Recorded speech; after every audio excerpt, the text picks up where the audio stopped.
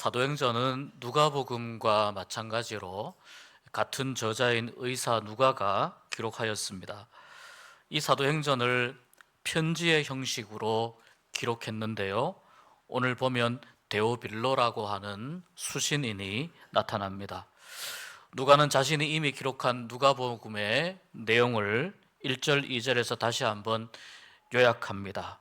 이미 기록된 받은 그 말씀처럼 그러한 내용이 있습니다. 부터 3절부터는 예수님께서 승천하실 때에 당부하신 말씀과 또 그 이후에 일어난 일들을 이제 누가복음을 이어서 사도행전에서 기록해 가고 있습니다.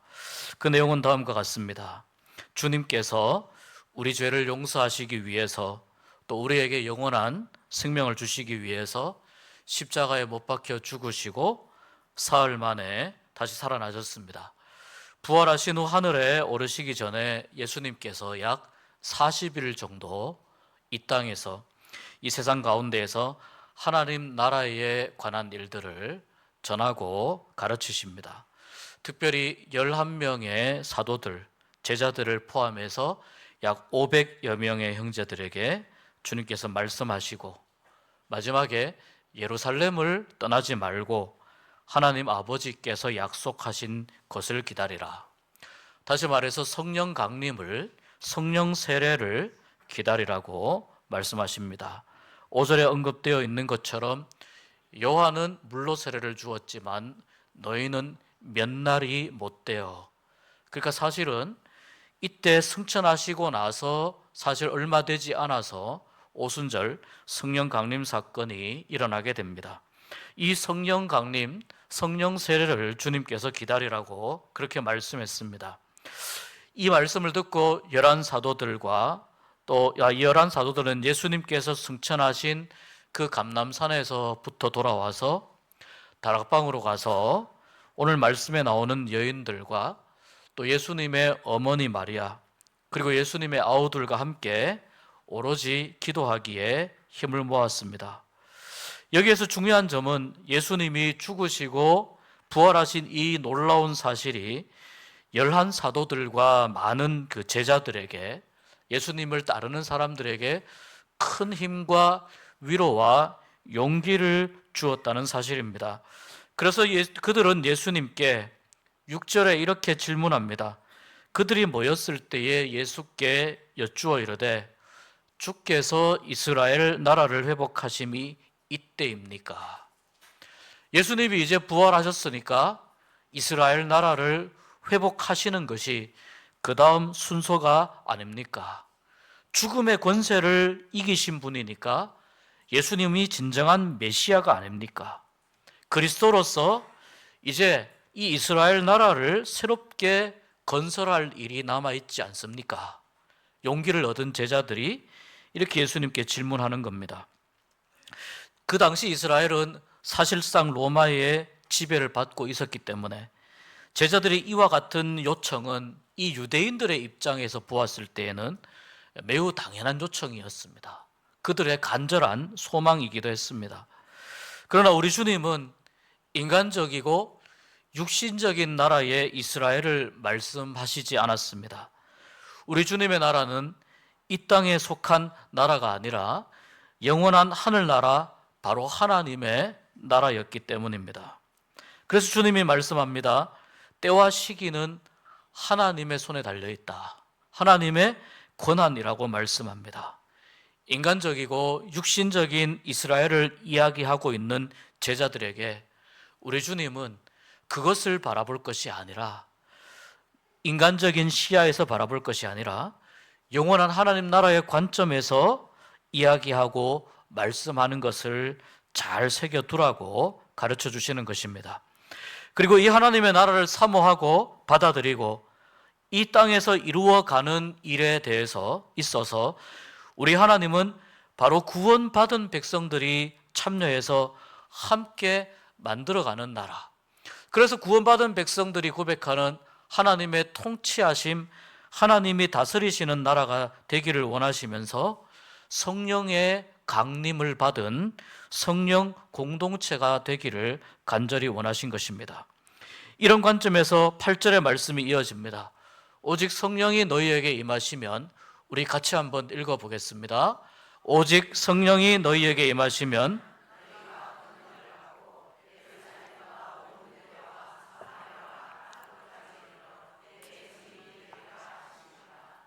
아멘. 예수님께서 이제 이 말씀을 하시고 승천하셨습니다. 오늘 우리가 읽은 말씀 가운데에 보면 다락방에 모인 사람들이 등장합니다. 이 다락방은 마가의 다락방으로 앞으로 성령 강림이 일어날 바로 그 장소입니다.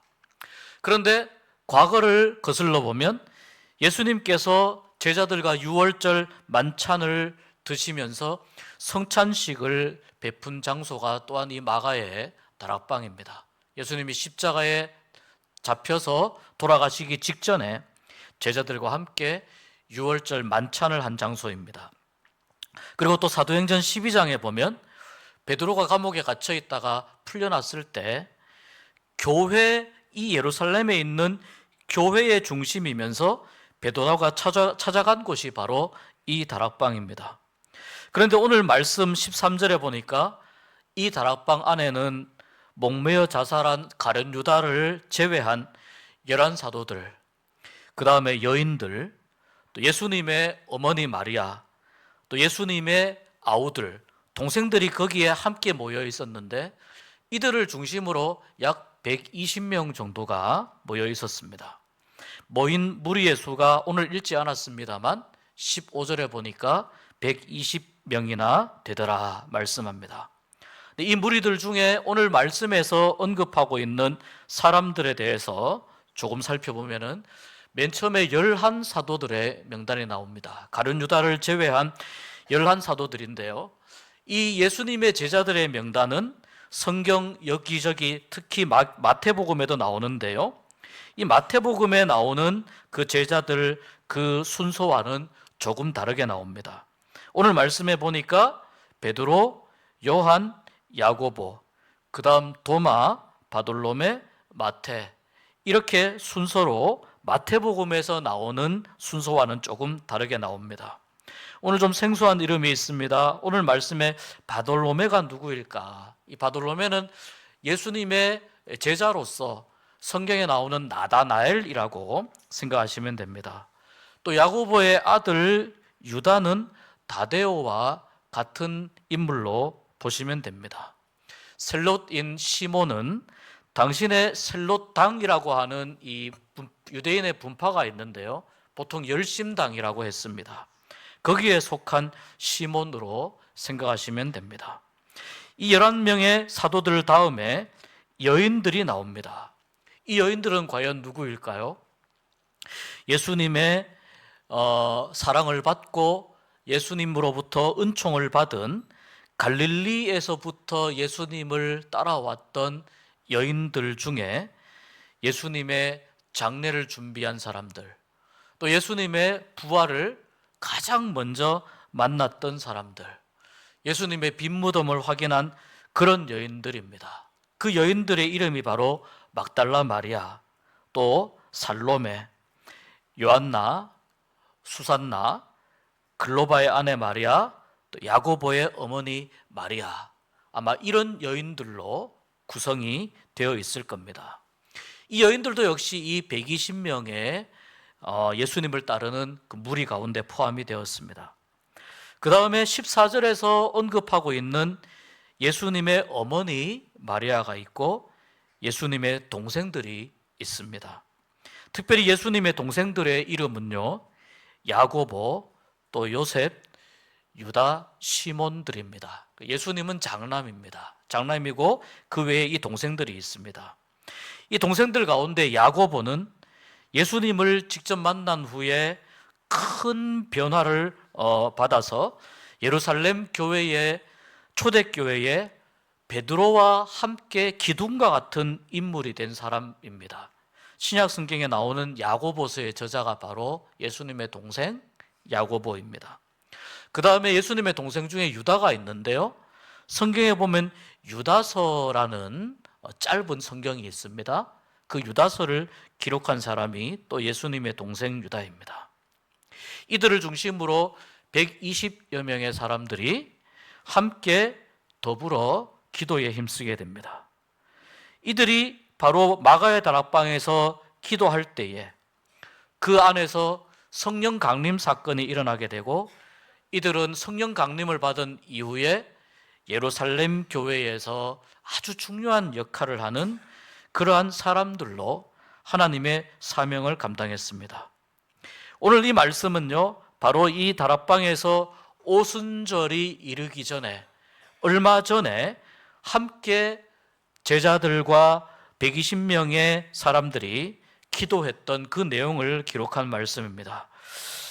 오늘 말씀의 13절, 14절 다시 한번 읽어보면은, 그들이 유하는 다락방으로 올라가니 베드로, 요한, 야고보, 안드레, 빌립, 도마, 바돌로메, 또 마테와 알페오의 아들 야고보, 셀롯인 시몬, 야고보의 아들 유다가 다 거기 있어. 우리 14절 같이 읽어보겠습니다. 여자들과 예수의 어머니 마리아와 예수의 아우들과 더불어 마음을 같이하여 오로지 기도에 힘쓰더라. 오로지 기도에 힘쓰더라. 이 말씀이 오늘 설교의 중심되는 말씀입니다. 이들이 이 마가의 다락방에 모여있는 이유는 딱 하나였습니다. 바로 기도에 힘쓰기 위해서였습니다. 왜 기도에 힘쓰게 되었을까 생각해 보니까 예수님께서 약속하신 하나의 약속이 있습니다. 성령을 선물로 받으리라, 성령 강림을 받으리라. 며칠이 못 되어 성령 세례를 받을 것이다. 그 성령 강림을 받을 수 있는 유일한 방법이 기도였기 때문입니다. 그래서 이들이 하고 있는 기도는 함께 마음을 모아서 같이 뜨겁게 열심히 힘써서 드린 기도였습니다. 그래서 이들이 드린 기도를 조금 더 그 내용을 살펴보겠습니다. 이들은 마음을 함께하여 기도를 드렸습니다. 120명이 모여있는 사람들은 다락방이라고 하는 그 장소에 모여서 마음을 같이 하여 기도했습니다. 서로 따로 기도한 것이 아닙니다. 여러분, 사람들이 한 장소에 모여 있을 수는 있습니다.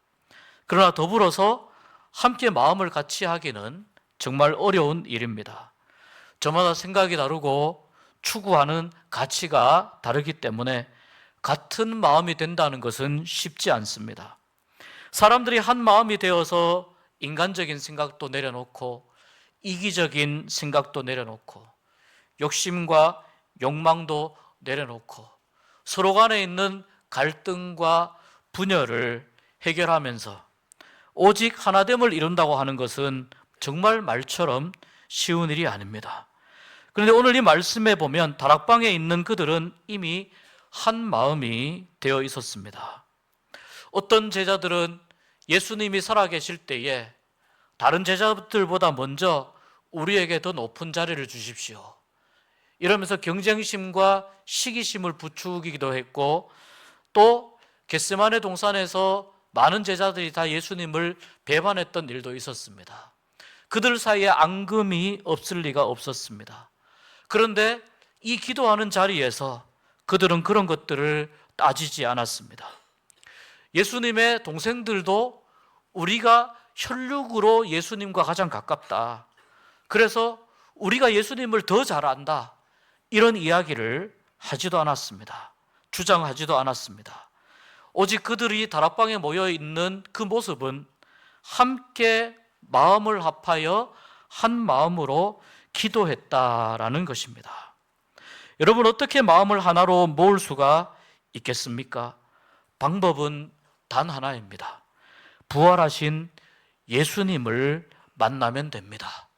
이 다락방에 모여 있었던 사람들은 부활하신 예수님을 만났습니다. 부활하신 예수님께서 약속하신 일이 있습니다.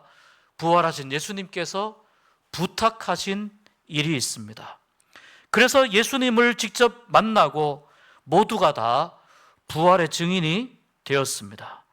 예수님께서 부활하셨다는 이 사실 하나로, 부활하신 예수님을 만났다는 그 이유 하나로 그들은 마음을 서로 모을 수가 있었습니다. 그렇기 때문에 그들은 예수님께서 말씀하신 것을 더 깊이 받아들이기 위해서, 더 깊이 믿기 위해서 노력했습니다. 또 예수님께서 마지막 남기신 성령 강림을 사모하라고 하는 이 말씀을 같은 마음으로 따를 수가 있었습니다. 이렇게 마음을 함께 모아서 기도에 힘쓰는 그 근본적인 이유가 바로 부활하신 예수님이 중심이 되었기 때문입니다. 그러니까 부활하신 예수님을 만난다는 것은 서로 다른 생각과 배경과 마음을 가진 사람들이 모인 공동체를 한 마음으로 만드는 힘과 능력이 있습니다. 또 부활하신 예수님을 만났다고 하는 것은 바로 기도를 시작하게 하는 이유가 됩니다. 부활하신 예수님을 만나야만 공동체가 하나 될 수 있고 기도할 이유와 목적을 깨닫게 됩니다. 이들은 예루살렘을 떠나지 말고 다락방에 모여서 뜨겁게 찬송했습니다. 뜨겁게 기도하면서 우리 주님이 약속하신 성령을 사모하였습니다. 그래서 함께 찬송하고 함께 기도하는 일이 얼마나 중요한가 하는 것을 우리가 알 수 있습니다. 그리고 성경은 함께 기도하되 한 마음이 되어 기도하는 일이 얼마나 중요한가 하는 것을 우리에게 가르쳐 줍니다. 두 번째, 이 120명의 사람들이 드린 기도의 특징은요, 오로지 기도에만 힘쓰는 기도였습니다. 이들은 정말 힘쓰고 애쓰며 자기의 모든 것을 쏟아서 기도했습니다. 그래서 14절 끝에 보면 오로지 기도에 힘쓰니라 말씀합니다. 여러분, 성도와 교회에게 있어서 이만큼 기도하는 일이 필요하고 중요한 일입니다. 마음을 같이하여 기도하는 일이 너무나도 절실히 필요합니다. 그리고 중요한 것은 마음을 같이하여 기도하되 힘써서 기도하는 일입니다.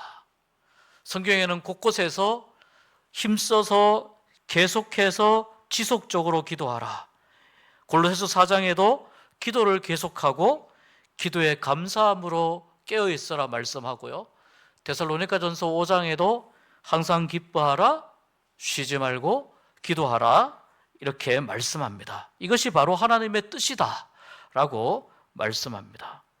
그래서 성도인 우리에게는 힘써서 기도하는 일이 너무나도 필요하고 중요한 일입니다. 바로 힘써서 기도하는 일이야말로 정말 하나님을 사모하기 때문에 가능한 일이고, 부활하신 예수님의 은혜를 더 깊이 누릴 수 있기 때문에 기도하며 힘써서 애쓰고 간절히 기도하는 일이 필요합니다. 그리고 그렇게 기도할 때에 우리 하나님께서 성령을 부어주시는 줄로 믿습니다. 이런 말이 있습니다. 우리는 기도하고 하나님은 역사하신다. 우리가 일하려고 할 때에 하나님은 지켜보시지만 우리가 기도할 때에, 하나님의 도우심을 간절히 붙잡고 기도할 때에 하나님은 역사하여 주시는 줄 믿습니다. 마치 누가복음 18장에 나오는 원한을 풀어달라고 끈질기게 기도하는 한 과부의 기도가 힘쓰고 애써서 하는 기도의 모습입니다. 정말 끈질기게 끈기 있게 간절하게 드리는 그 과부의 청원을 불의한 재판관이 들어주었습니다. 그래서 하나님께서는요, 우리에게 기도를 원하시면서 우리가 정말 그런 기도를 드리는지 때로는 일부러 지켜보시는 경우도 있습니다. 이렇게 지속적으로 계속 드리는 이 기도가 계속되고 또 매일매일 힘써서 하는 기도가 쌓이게 될 때에 하나님의 역사가 나타나고 기도의 능력이 나타나고 성령 충만한 은혜가 나타나게 됩니다. 마가의 다락방의 120명의 기도는 바로 마음을 하나로 모아서 끈질기게 지속적으로 계속하여 드리는 기도였습니다. 멈추지 않는 기도였습니다. 그들은 오로지 기도에 힘쓰는 그러한 마음으로 하나님 앞에 엎드렸습니다. 여러분, 우리에게도 이렇게 하나님 앞에 간절히 메어 달리는 기도가 정말로 필요합니다. 그런데 우리는 과연 그런 기도에 힘쓰고 있는지, 그런 기도에 애쓰고 있는지 우리 자신을 한번 돌아보면서 생각해 보기를 원합니다. 이렇게 힘쓰고 애쓰는 이 기도가 필요한 또 한 가지의 중요한 그 이유가 뭐냐면, 우리 주님이 말씀하신 것처럼 기도를 통해서 성령이 임하실 뿐만 아니라 우리가 하나님의 권능을 받을 수 있기 때문입니다. 하나님의 권능이 우리에게 임하게 되기 때문입니다. 여러분, 이 권능이 듀나미스라고 하는 말입니다. 그런데 이 듀나미스가요, 영어로 옮겨올 때 다이나마이트라고 하는 단어의 어원이 됩니다. 다이나마이트는 무엇입니까, 여러분? 폭탄입니다. 폭탄. 다시 말해서 성령의 권능은 강력한 폭발력으로 나타납니다. 다이너마이트가 터지기 시작하면 어떤 것도 막을 수가 없습니다. 일단 폭발하기 시작하면 그 힘이 너무나도 강렬해서 다 폭발하기까지 멈추지 않습니다. 그리고 주위에 방해가 되는 것들을 산산조각 내고 이 폭발의 목표를 이루게 됩니다. 그래서 우리 주님께서 힘쓰고 애써서 사모하며 쉬지 않고 드리는 기도하는 이에게 이러한 듀나미스, 다이나마이트와 같은 감당할 권능을 허락하여 주시는 줄 믿습니다. 듀나미스가 영어의 또 하나의 단어와 관련이 되어 있습니다. 다이나믹이라고 하는 단어입니다.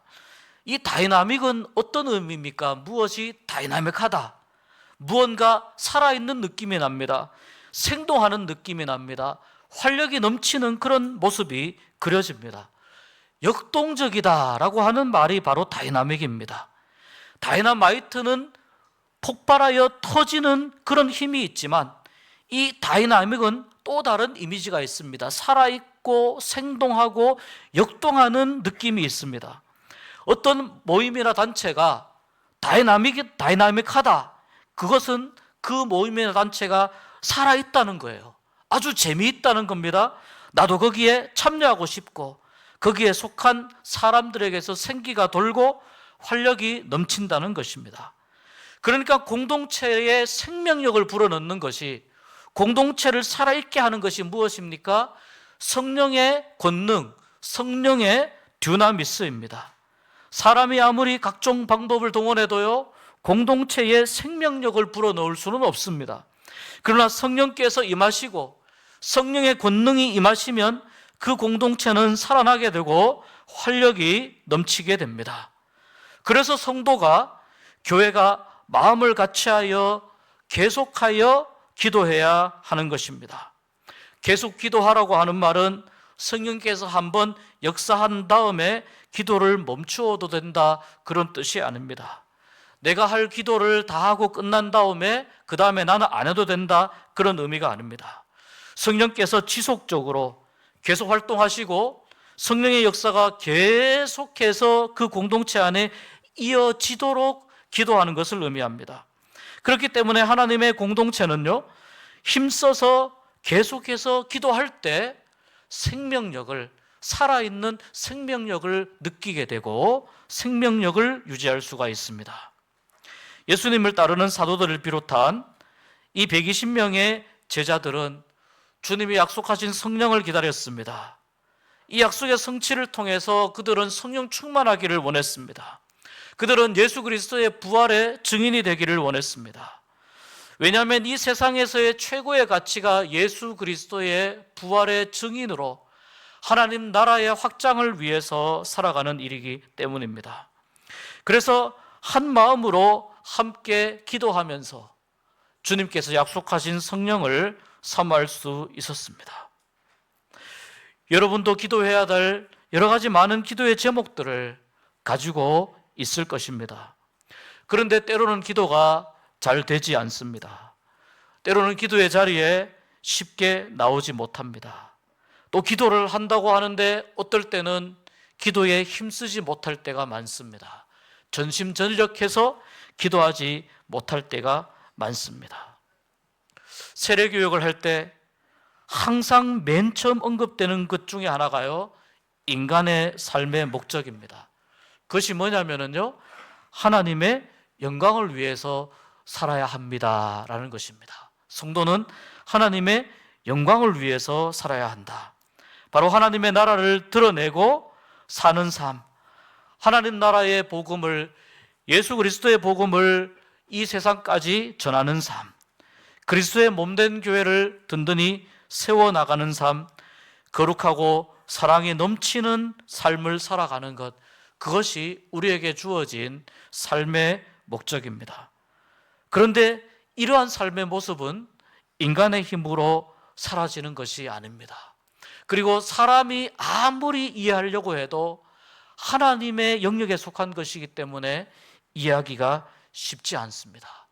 그렇기 때문에 모든 성도는 성령님의 인도함을 받아야 됩니다. 성령의 인도함을 받기 위해서는 한 마음 한 뜻으로 힘써서 애써서 기도하는 공동체가 되어야 됩니다. 그렇게 될 때 성령께서 임하시고 역사하셔서 복된 가정으로, 복된 공동체로, 복된 성도의 삶으로, 또 복된 교회로 세워주실 줄로 믿습니다. 기도가 되지 않을 때, 또 쉽게 기도의 자리에 나오지 못하게 될 때에 그 마음조차도 다스려 달라고 하나님께 간구해 보시길 바랍니다. 내가 기도해야 할 기도의 분량이 틀림없이 있습니다.